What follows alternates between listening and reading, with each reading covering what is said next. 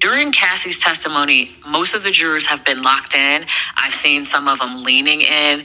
They're taking a lot of notes. During these graphic sections of the testimony, not a lot of note taking, not a lot of looking at Cassie. It is a lot of looking down, looking uncomfortable, looking a little disgusted, and even a little sad for her. All the rumors about, it was a big problem. It was just a miscommunication. What is going on, YouTube? It's Coffee on the vid, and you guys hear that they're in this Diddy trial. What do you guys think, man? Will he be convicted? Will he walk?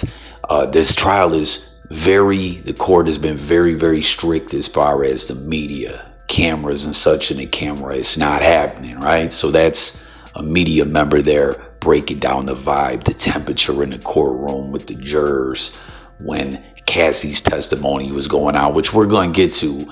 But you heard that, other parts of the trial, they're taking notes, they're reacting in different ways. But when Cassie was testifying, they're looking at the ground, some almost shedding a tear, just very uncomfortable, very disturbed by all this. And in legal matters, right, the opening and closing statements are always so important, right? Coming in, how are we going to set the tone for what we're going to cover with the opening statement? But for the closing statement, why I think this one is going to be extra important is because there's so much wild-ish that's been revealed in the court thus far. Just recently, there was a male dancer, exotic dancer, who took the stand named The Punisher. I feel like I got to throw a pause in there just even saying that name, right? And he revealed he was hired to create erotic scenarios for them. And, there's multiple male talent that has corroborated the things that Cassie's saying. Diddy is a cold freak. He's on some whole other ish. A lot about his personal life has came out. But what I'm saying with the closing statement is they got to lay it out to the jurors what's going to constitute trafficking and all that. As Cassie's one of 3 women, too. There's 2 other alleged trafficked victims. And they got to say, this constitutes trafficking, this legal definition, go back and find a verdict. And it's going to be crazy. I personally think Diddy's going to be convicted. I don't know. Let me know what you think. But one rapper out here is saying that this is all cap. This is all nothing more than a shakedown. And it doesn't shock me. Does it shock you? That is Boosie.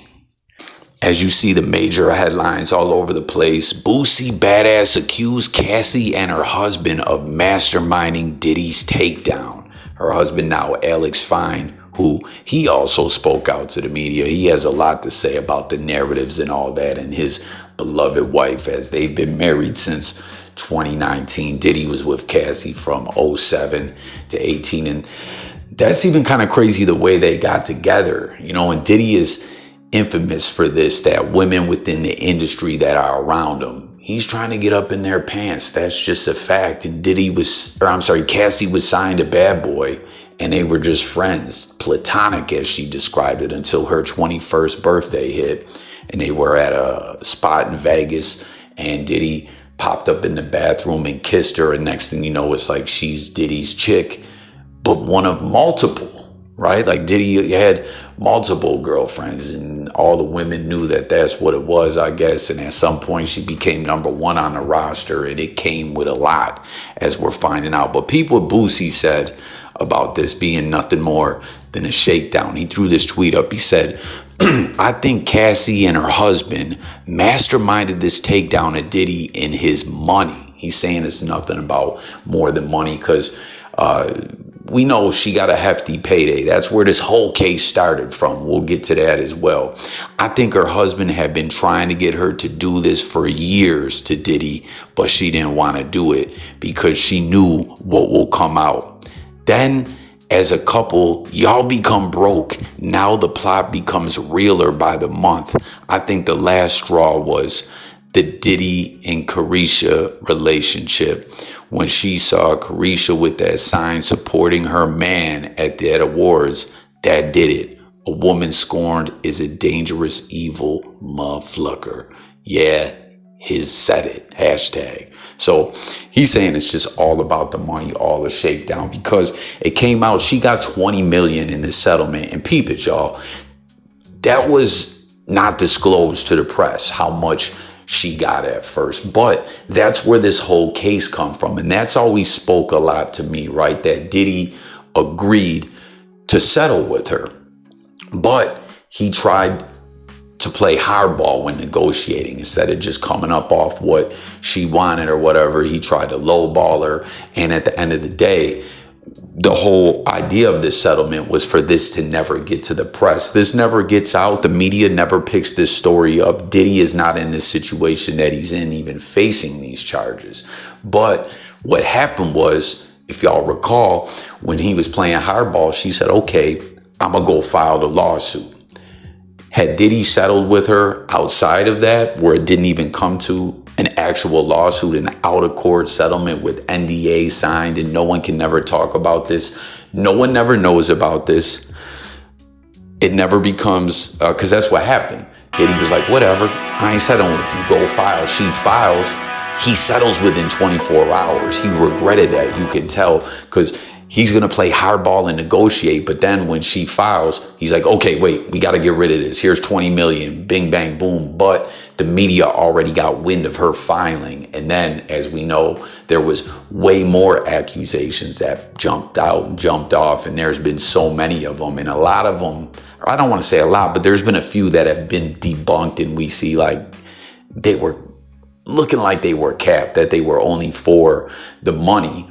But there's a lot of them that have some merit, if you ask me. And I personally believe that Cassie, obviously we know she wasn't capping. He wanted to pay her 20 M. She also got 10 million from that Intercontinental Hotel for that video leaking out, which was crazy to me. I still want to know the specifics of all that, because the fact that that stayed in the cut all this time is crazy to me. But like I was saying about Diddy's, Cassie's testimony and what's been revealed and everything, man, Diddy is like a mob boss or something out of a movie. Like, this is just really like some kind of erotic thriller pause / crime drama. Like, there is just so much going on.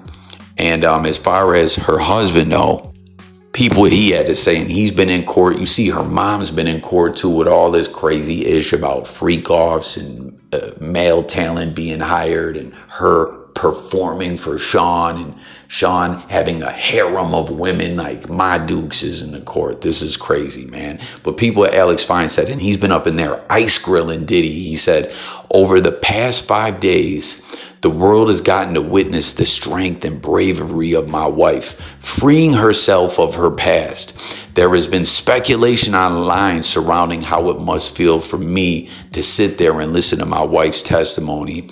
I have felt so many things sitting there. I have felt tremendous pride and overwhelming love for Cass. I have felt profound anger that she has been subjected to sitting in front of a person who tried to break her. That's the way the legal system goes, right? You got the right to face your accusers if you go to trial, which Diddy did. And again, the legal analysts a few weeks back, a month back, prior to the trial kicking off, were saying they felt it was in Diddy's best interest to put this thing on hold for a year. But he's like, no, let's get right to it, because he wants to get to the appeal if he's convicted as well. So to him and all of those who helped him along the way, please know this: you did not break her spirit nor her smile that lights up every room. You did not break the souls of a mother who gives the best hugs and plays the silliest games with our little girls. You did not break the women who has made me a better man.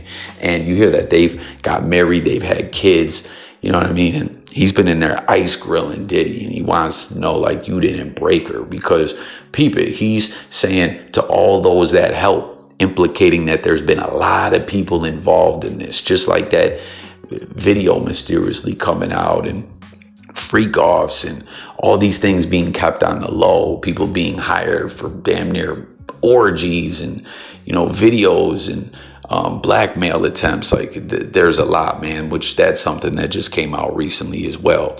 But he also said, I did not save Cassie, as some have said To any that is an insult to the years of painful work my wife has done to save herself.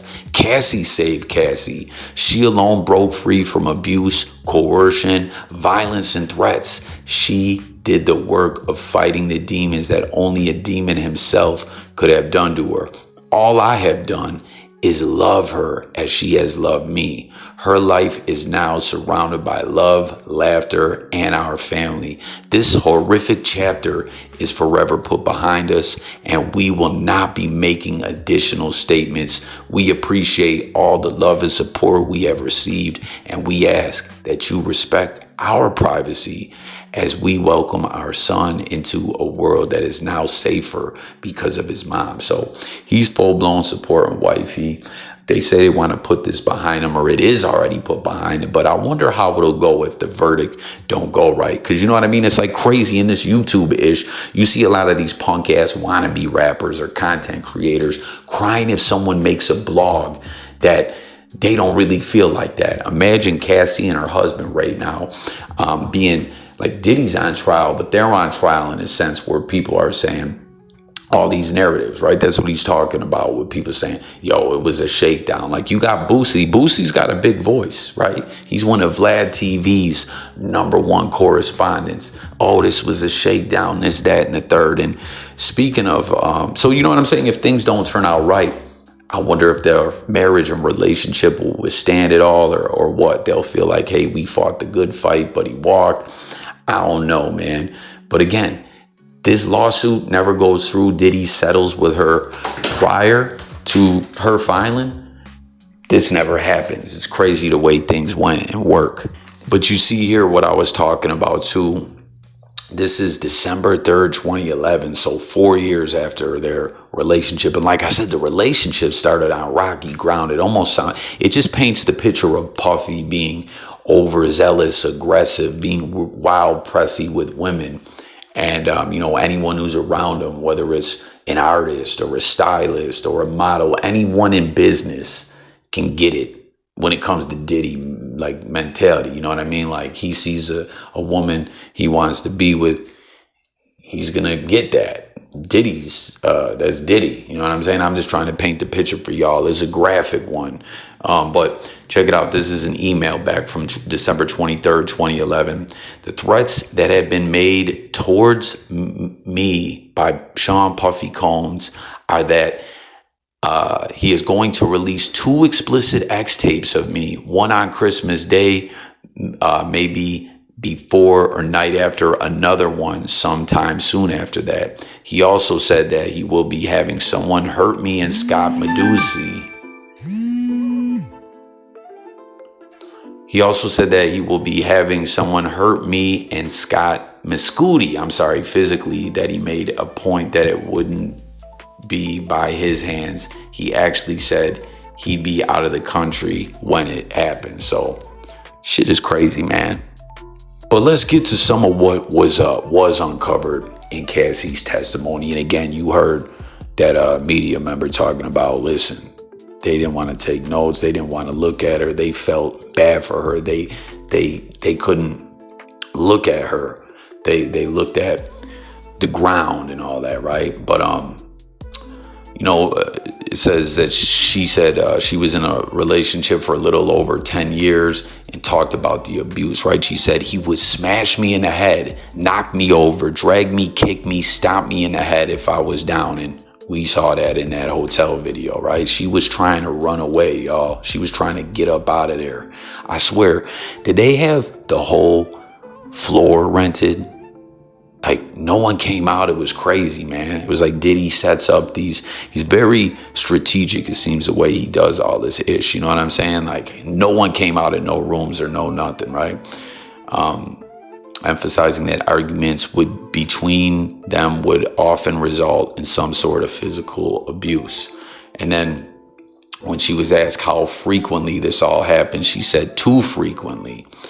And she also said that her injuries included busted lips, knots on her forehead, and bruises all over her body. So people, when they get to talking about the freak offs, how it came out, how did he propose it to you, all that, the relationship, like, how did we get here? She says, The mogul was recorded after her attempt to leave an encounter that we called a freak off. Within the first year of our relationship, he proposed this idea. This actual encounter that he called voyeurism, where he could watch me, Cassie said it, but I got to throw a pause in there, right? He could watch her have intercourse with a third party, specifically another man, y'all. And again, multiple adult entertainers, strippers, whatever, have got on the stand and said that this is facts, man. He was paying top dollar for this ish. And that's where you see here, this often entailed the hiring of a male escort so she could perform for Sean. And then she talks about the hotel footage. Okay, my bad, y'all. I already missed that part, right? But check this out. The singer admittedly agreed to the arrangement, initially testifying, quote, she said, she also felt a sense of responsibility. It was him sharing something like that with her.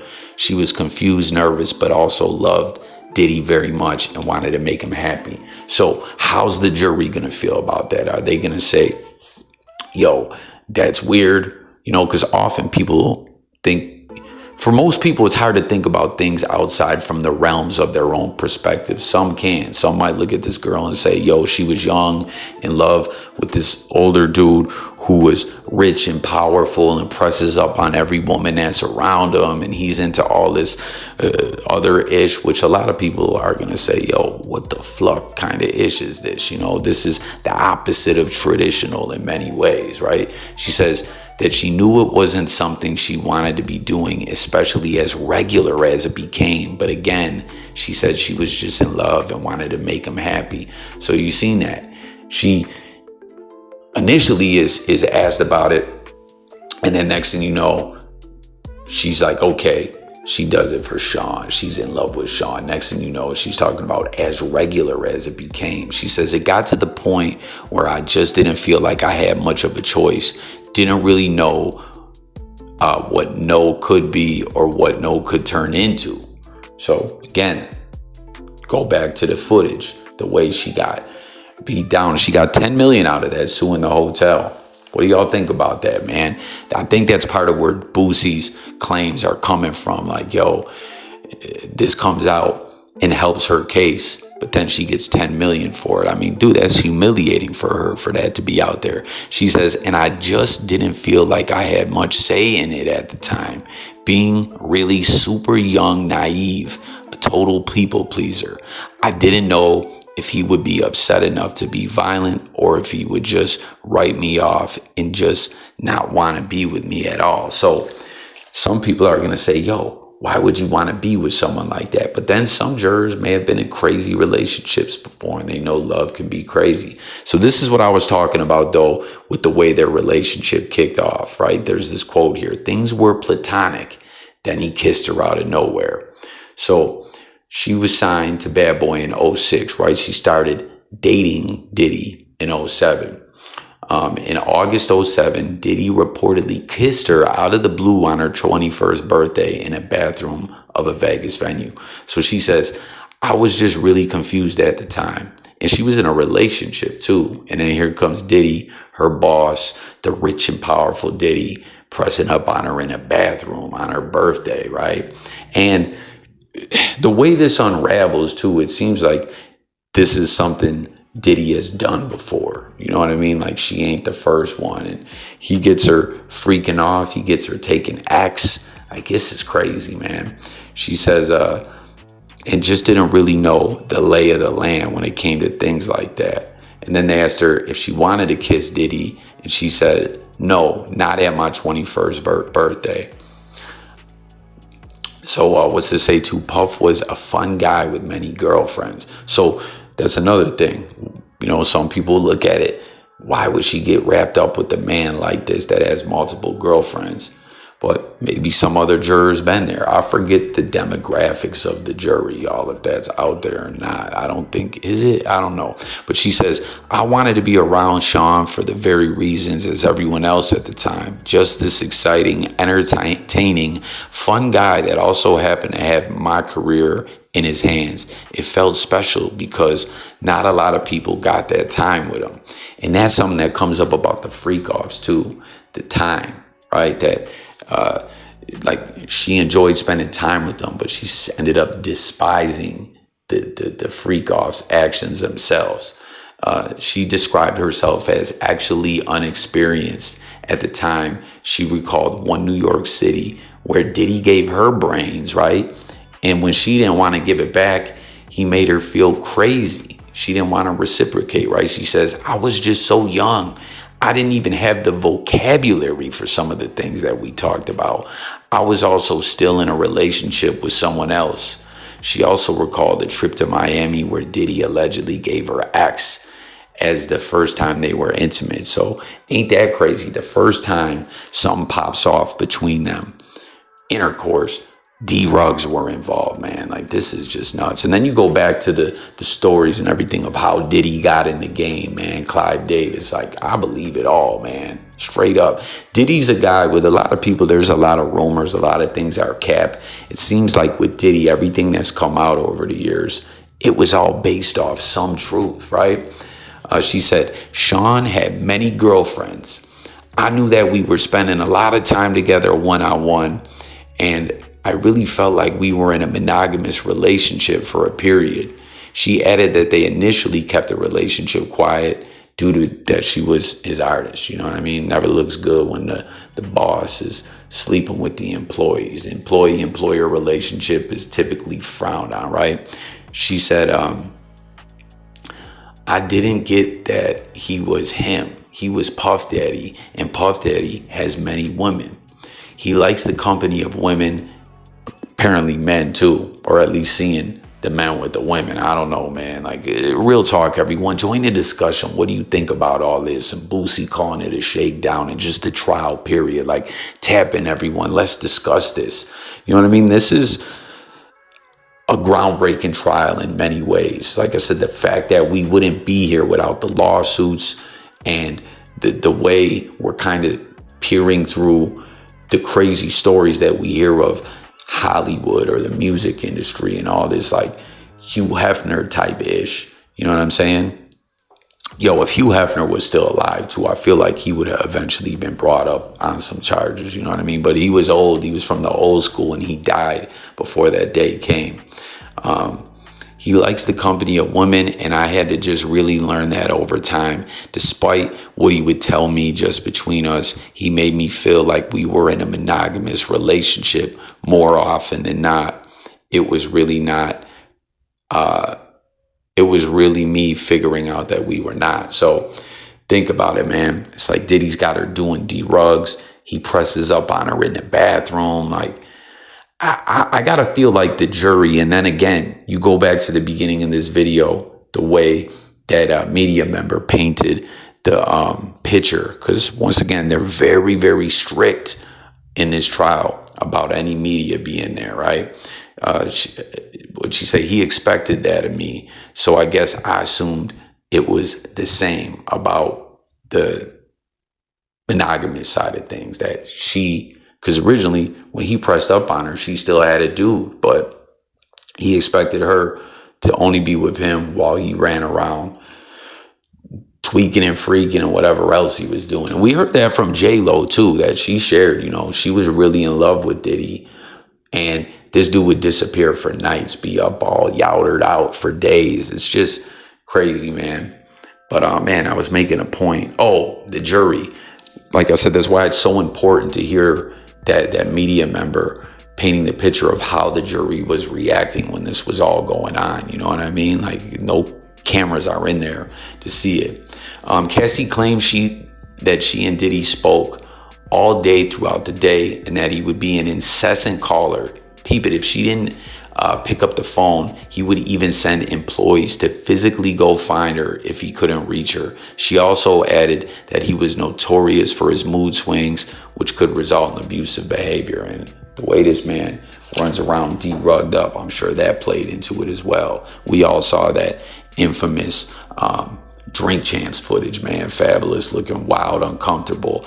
And now, you know, listen, the dots have already been connected with some of the things 50 Cent and other people were pointing out about Diddy, but to really hear it coming from a woman that was with him just hits different. And then to hear male strippers and escorts get up on there and be like, yeah, yo, the Punisher, pause, is getting up there like, yeah, Diddy hired me to create erotic scenes with his chick in front of him. Like, this is bugged out, man. And then there's that footage of that one guy that tried to shoot Trump. Y'all know what I'm talking about? That was a couple years back. But asked about the mood swings, right? She said the most complicated and the greatest examples are the abuse, because I also felt at certain times when I knew it wasn't even about me, and you make the wrong face, and the next thing I knew, I was getting hit in the face. Now, check this out. Diddy told her she looked too Mexican at one point and was like obsessive about her image and all that. And peep it, this is crazy because she had a manager, James Cruz, but she said he had to manage her with one hand tied behind his back, that Diddy might as well have been his manager, right? When it came to her looks, Diddy was very specific how she was to present herself. She said, my appearance was very important to him. It was pretty immediate. Some days he would want me to be really exy, and other days like a tomboy. He was just very involved in it. And then, you know, it also says how he once told her she looked too Mexican and insulted her hair and nails. Speaking of nails, she claims he demanded she wear white polish or French tips during freak-offs, and also spoke of the singer getting implants. I had to look a certain way during freak-offs. Definitely my self-worth took a hit during the entirety of the relationship. Now, this is crazy too. At one point in time, they were in LA, I guess, having a freak-off, and Diddy got word Suge was up at Mel's Diner getting his grub on. Yo, I didn't know they had Mel's Diners in LA as well. Are they the same ones like when I lived in Florida, where they're like supposed to be like throwback malt shop vibes? Comment anyone out there and let me know if they're the same joints. She says, we were having a freak off in one of his homes in LA, and he said Suge was at Mel's Diner, and we packed up and drove down there. I was screaming and crying, please don't do anything stupid. I didn't know what they were gonna do. So, you know, like the freak-offs had to go down. Cassie was doing them more than she wanted to, but hey, when Suge was there, business had to be handled, man. But as far as being asked about the freak-offs overall, right, like I said she didn't really enjoy them, right? She enjoyed the time spent with Diddy. But as far as the actual acts themselves, she said she felt disgusting. She was humiliated. I didn't have the words to put together at the time how horrible I really felt, and I couldn't talk to anybody about it. And that's what's wild too. Like I said, we almost didn't hear it as lawsuit. If this gets settled without Cassie filing and them NDAs are signed, we never hear of this. And just like her talking about how she couldn't talk to people about this and everything was so hush hush, and it just makes you think about all the other situations like this that may have happened with other relationships. And she claims she tried to bring up gently the idea of not having the freak offs no more. She said she didn't want to upset him or make him angry or for even sharing the idea, but she would just tread lightly when it was brought up. Sometimes she would email him about it, and she didn't want anything bad to happen. So quite the picture painted in that testimony, and I don't even believe that's all of it. You know what I'm saying? I'm just trying to highlight a lot of what's going on here. So everyone tap in, comment. What do you think about what Cassie's wife said? What do you think about the male performers corroborating Cassie's testimony and these freak-offs? And, you know, Boosie saying it's a shakedown, like, let's discuss it all. Let me know what you think will happen as far as conviction and, you know, anything else y'all been seeing in the trial that I didn't touch on in this one. Like, tap in, comment with it all, and stay tuned for the updates. It's coffee. Like I said, this is like peering behind the lens of what goes on in some of these crazy type parties, man. You know, the Hollywood crowd. This ain't Hollywood itself, but something like that in a sense, you know. So that's gonna do it for this one. Let's talk it up. Subscribe, and I'm up out of here, guys. Peace.